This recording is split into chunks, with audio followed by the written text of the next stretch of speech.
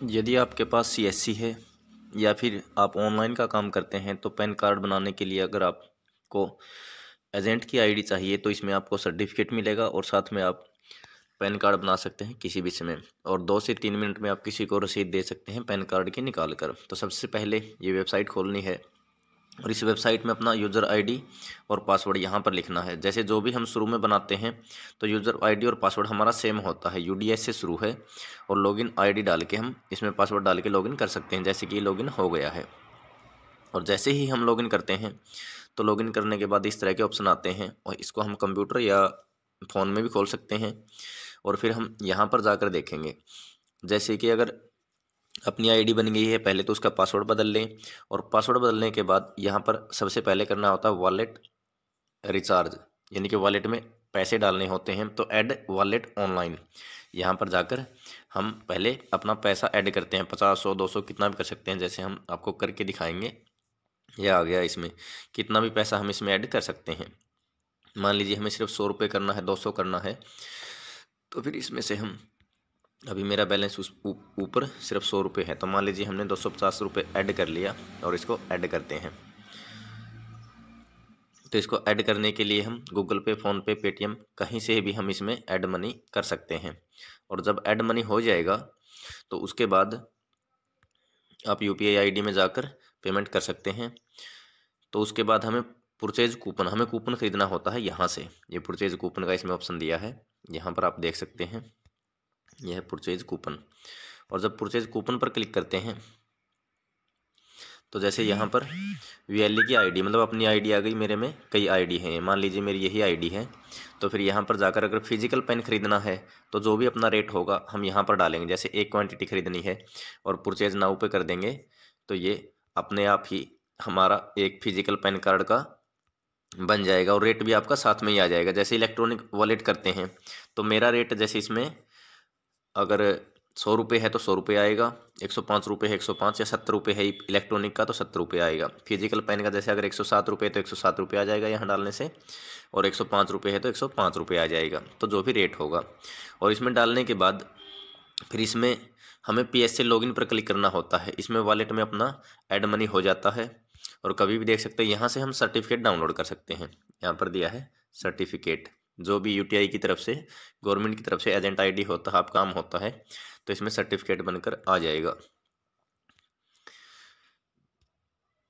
और ये जैसे कि यदि हम डेस्कटॉप साइट पर जाते हैं, उसमें दिखाई नहीं दे रहा था, लेकिन कंप्यूटर पर ये ऑप्शन होगा पीएसए लॉगिन, तो यहाँ से पीएसए में लॉगिन कर सकते हैं। इस पर क्लिक कर दिया यहाँ पर हमने, तो ये पीएसए लॉगिन की वेबसाइट ऐसे खुलेगी।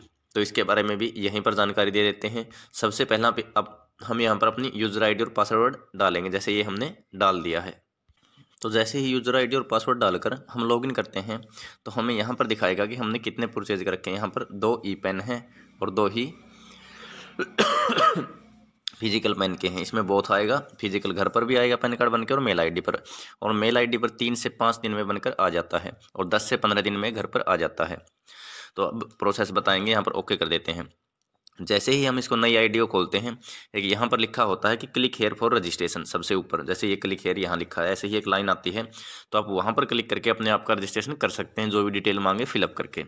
और ये करने के बाद आपको बनाना कैसे है, सिंपल सा स्टेप है।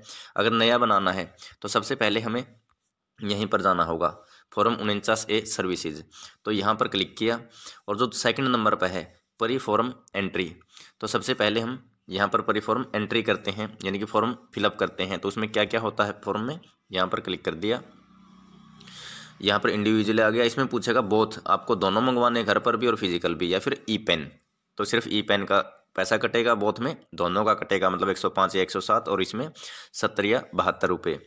तो फिर यहाँ पर मिस, मिसिज, श्रीमती जो भी है वो भर सकते हैं। जैसे अगर शादी नहीं हुई है तो कुमारी भरना चाहिए, और अगर कोई कंपनी है तो एमएस, नहीं तो श्री या श्रीमती हो गया। जैसे ये हो गया। इसमें लास्ट नेम में पहले अगर अकेला नाम है तो वो लास्ट नेम में ही एंटर करते हैं, और उसके बाद फिर फर्स्ट नेम और बीच में मिडल नेम, जो कार्ड पर नाम आना है वो यहाँ पर आ जाएगा कि ये इनका नाम है। फिर मेल फीमेल भरना यहाँ पे, और फिर यहाँ पर डेट ऑफ बर्थ भरनी है। डेट ऑफ बर्थ के बाद ये पूछेगा कि यहाँ पर आपने सिर्फ फादर का नेम मंगवाना है, मदर का नेम अगर मंगवाना है तो यस नो कर सकते हैं। मान लीजिए ये पूछता है कि आपको फादर का मंगवाना, तो यस कर देते हैं, सिर्फ फादर का नेम आना चाहिए।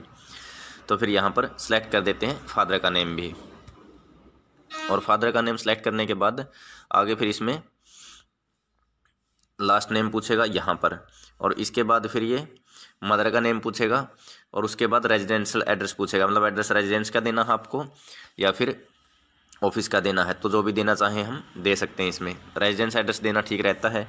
फिर अगर आधार कार्ड है तो यहाँ पर क्लिक करेंगे और साथ में यहाँ पर आधार कार्ड डाल देंगे, और जैसे ही यहाँ पर आधार कार्ड डालते एक बार और आधार कार्ड मांगेगा।